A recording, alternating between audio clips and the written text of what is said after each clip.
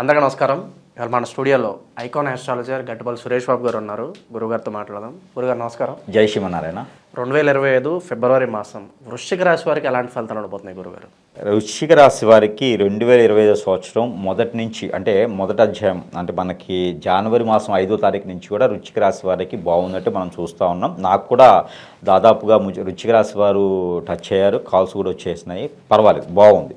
Last ఒక 3.5 సంవత్సరాల నుంచి చూసుకున్నప్పుడు ఇప్పుడైతే బాగుందని మనం చెప్పుకోవచ్చు. వృశ్చిక రాశి వారికి గ్రహాలన్నీ కూడా అనుకూలంగా మారిపోయినాయి. అందులోనూ ఈ 2020 సంవత్సరంలో ప్రత్యేకించి ఏంటంటే మహాకుంభమేళ రావటం, అందులోనూ పాపపుణ్యాలు ఏమైనా ఉంటే దాంట్లో తొలగించుకోవటం, పూర్వీకుల దోషాలు ఏమైనా తొలగించుకోవడం. వృశ్చిక రాశి వారికి స్వతహాగా పూర్వీకుల దోషం ఊరకనే ఉంటుంది, వచ్చేస్తుంది. అలాగా వాళ్ళందరూ కూడా ఈ కాలసర్ప దోషం కూడా వాళ్ళకి ఎక్కువగానే ఉంటుంది కొంతమందిలో.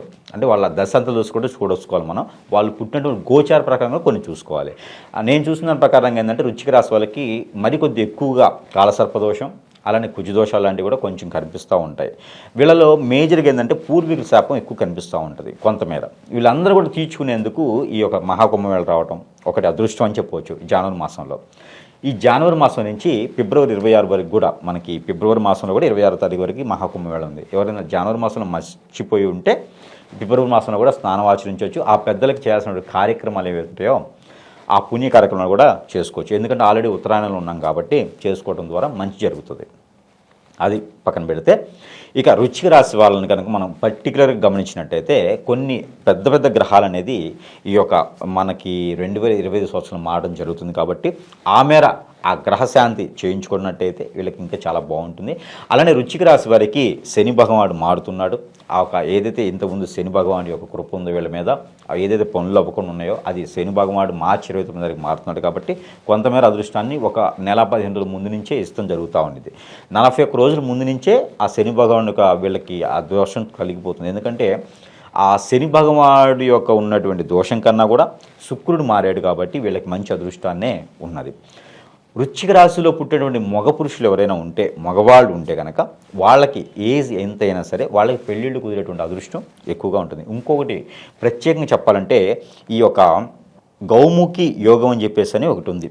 ఈ గౌముఖి యోగం అనేది వృశ్చిక రాశి వారికి సొంతం. వృశ్చిక రాశి వారికి మాత్రమే ఆ గౌముఖి యోగం అనేది వస్తుంది. ఇది ఎప్పుడైనా వచ్చినా కూడా ఇది వచ్చేసి 12 సంవత్సరాలకు ఒకసారి వచ్చేటువంటి యోగాలు ఇవి. అయితే మధ్య మధ్యలో వస్తూ ఉంటాయి. ఎక్కువ రోజులు ఉండవు, 3 రోజులు, 5 రోజులు, 12 రోజులు ఇలా ఉంటాయి. కానీ ఏకదాటిగా 41 రోజు ఉంటుంది. ఇది ఫిబ్రవరి 5వ తారీఖు వస్తుంది. ఈ ఫిబ్రవరి 5వ తారీఖు మొదలు పెట్టుకొని 41 రోజుల పాటు ఉంటుంది. ఈ యోగం 41 డేస్ ఉండబోతుంది. ఈ గౌరీముఖి యోగం అనమాట ఇది. ఈ గౌరీముఖి యోగం అనేది ఏదైతే ఉందో దీని ద్వారా ఏముంటుంది ఈ యోగంలో అంటే, ఎలాంటి గ్రహస్థితి వీళ్ళలో ఉన్నప్పటికీ, ఏ స్థానంలో ఏ గ్రహం ఉండి చెడు దృష్టి చూసినప్పటికీ కూడా వీళ్ళ దాంట్లో ఇప్పుడు పుట్టేటువంటి ఫిబ్రవరి మాసంలో పుట్టి వృశ్చిక రాశిలో పుట్టేటువంటి వాళ్ళు ఎవరైతే ఉన్నారో వాళ్ళు యోగంతో పుడతారు. అంటే పుట్టగానే వాళ్ళు కోటేశ్వరులు. వాళ్ళకి కుజదోషం కానీ కాలసర్పదోషం కానీ ఏమైనా ఉంటే అవి వాళ్ళకి ఇవ్వడం అనమాట. శని భగవానుడు బలంగా ఉన్నాడు కాబట్టి వాళ్ళకి భరించవు. ఇప్పుడు పుట్టే వాళ్ళకైతే అవి రావిక ఫ్యూచర్ జన్మకి బాగుంటారని అర్థం.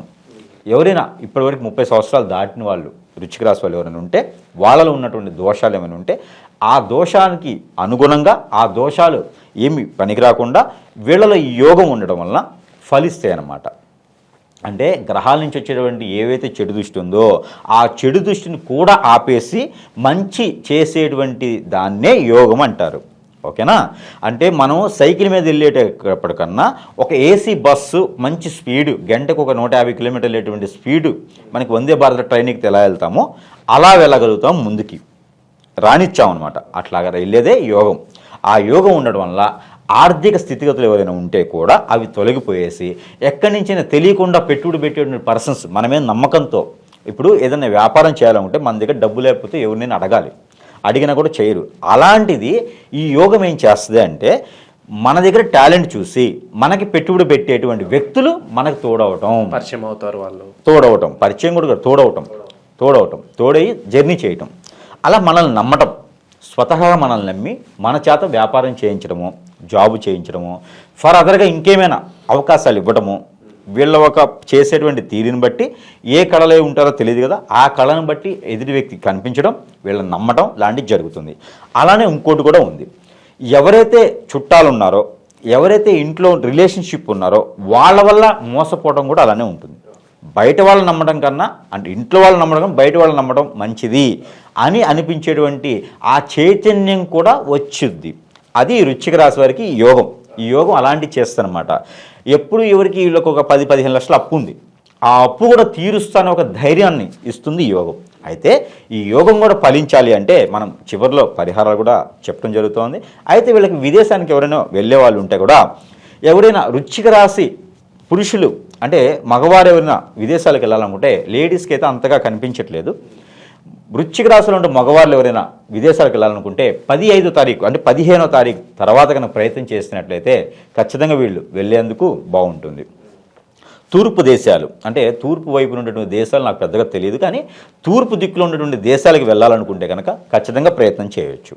ఎవరు వృశ్చిక రాశిలో ఉన్నటువంటి పురుషులు ప్రయత్నం చేస్తే 15వ తారీఖు తర్వాత, ఫిబ్రవరి 15 తర్వాత వెళ్ళేదానికి ఆస్కారం ఉంది. నిరుద్యోగులు, ఉద్యోగస్తులు వీళ్ళకి ఎలా ఉండబోతుంది గురుగారు? ఖచ్చితంగా లోకల్లో వాళ్ళు ఉన్నటువంటి ప్రాంతంలో జాబు గనక ఏదన్నా వెసులుబాటు ఉంటే గనక, వాళ్ళు జాబ్ వచ్చేటువంటి అవకాశాలు ఉంటే గనక ఖచ్చితంగా వాళ్ళకి జాబ్ అయితే వస్తుంది. 7వ తారీఖు తర్వాత ప్రయత్నం చేయాలి.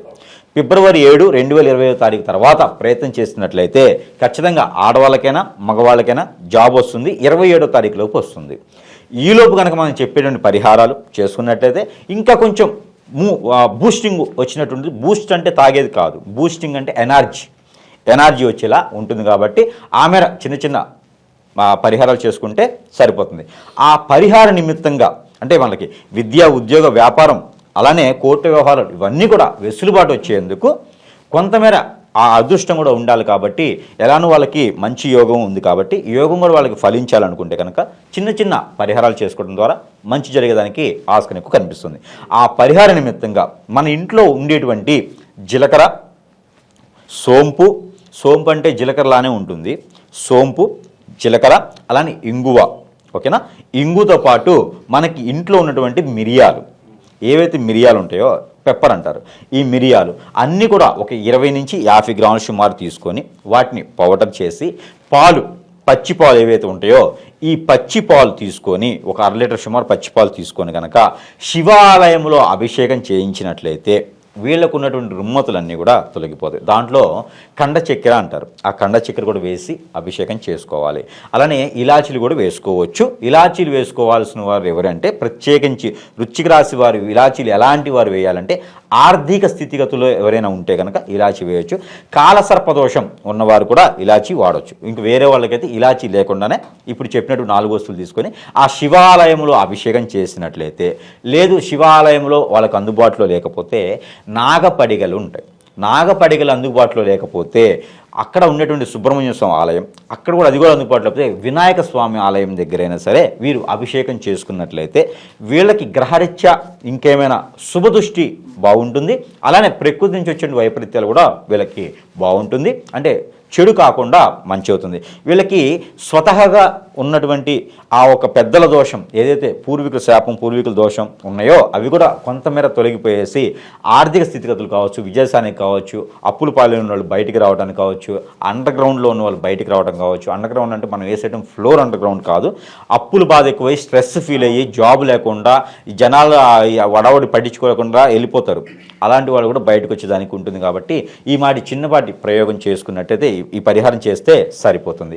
అలానే ఇంకేమేదన్నా బాధలు ఉన్నాయి, ఇంకా ఏదన్నా వీళ్ళకి గ్రహరీత్యా దోషాలు ఇంకా ఉన్నాయి, గాలి చోకటం కానివ్వండి, హిప్నాటిజం చేయటం కానివ్వండి, లేకపోతే చేతబొళ్ళు బలవటం కానివ్వండి, ఇలా దెయ్యం పట్టి లాంటివంటి స్ట్రెస్ ఫీలు, మైండ్ బాగాలేకపోవటం, ఇలాగా రుమ్మతులతో కాళ్ళు చేతులు గుంజకపోవటం కానివ్వండి, ఆ సొరియాసిస్, పెరాలసిస్, ఇలాగా దీర్ఘకాలికంగా ఉన్నటువంటి రోగాలు ఉన్నవాళ్ళు, ఇలాంటి వాళ్ళు ఎవరైనా ఉంటే కనుక ఈ మహాకుంభమేళ 26వ తారీఖు వరకు ఉంటుంది. కాబట్టి ఫిబ్రవరి మాసంలో వీళ్ళు కనుక స్నానం ఆచరించినట్టయితే మంచి జరుగుతుంది.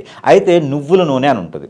ఈ నువ్వుల నూనె కనుక ఒక 2 రోజులు వచ్చేటువంటి ఎండ రవి భగవానుడు ఉంటాడు కదా, ఆ రవి భగవానుడికి ఆ ఎండలో కనుక ఈ నూనె ఎండబెట్టేసి ఆ వెండకి హీట్ అయినటువంటి నూనె ఏదైతే ఉందో ఈ నూనె మన ఒంటికి రాసుకొని కనుక ఇలాంటి రుమ్మతో బాధపడేటువంటి వృశ్చిక రాశి వారు ఒంటికి రాసుకొని హాట్ వాటర్తో స్నానం ఆచరించినట్లయితే కనుక వాళ్ళకి రుమ్మతులు కూడా తొలగిపోయేదానికి ఉంటుంది. ఎందుకంటే ధనుర్మాసంలో ఉన్నటువంటి రవి భగవానుడు ఎవరైతే ఉన్నారో వీళ్ళు ఆరోగ్యరీత్యా స్కిన్ ప్రాబ్లమ్స్ ఉన్న వాళ్ళకి కూడా బాగుంటుంది. కాబట్టి ఈ యొక్క వృశ్చిక రాశి వారు ప్రత్యేకంగా ఇది చేసినట్లయితే అన్ని రకాలుగా బాగుండేదానికి ఆస్కారం ఎక్కువ కనిపిస్తోంది. అయితే ప్రతి మాసం ఇచ్చినట్టుగానే మనం ఈ మాసంలో కూడా ఈ వృశ్చిక రాశి వారికి నెంబర్ ఇవ్వడం జరుగుతోంది.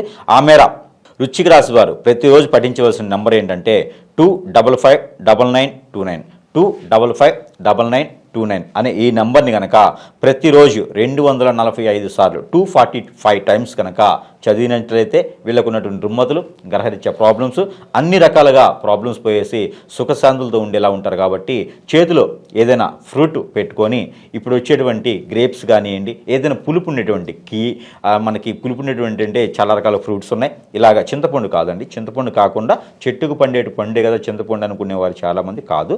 అలా డైరెక్ట్గా తినేటువంటి ఫ్రూట్ ఏదైతే ఉందో ఈ ఫ్రూట్ చేతిలో పెట్టేసుకొని కివి అని అంటారు, కివి కానివ్వండి, అలానే డ్రాగన్ ఫ్రూటు, అలానే పులుపు ఇచ్చేటువంటి పళ్ళు అంటే అవి గ్రేప్స్ కానివ్వండి, ఇలాంటి చేతిలో పెట్టుకుని చదువుకొని అది తినడం ద్వారా మీకున్నటువంటి వాతపిత్త కఫాలు కూడా వెళ్ళేటువంటి అదృష్టం ఉంది. కాబట్టి ఈ మేర ఈ నెంబర్ చదువుకుంటూ అందరూ కూడా ఆయురారోగ్యాలతో ఉండాలని కోరుకుంటా ఉన్నాను. జై శ్రీమన్నారాయణ.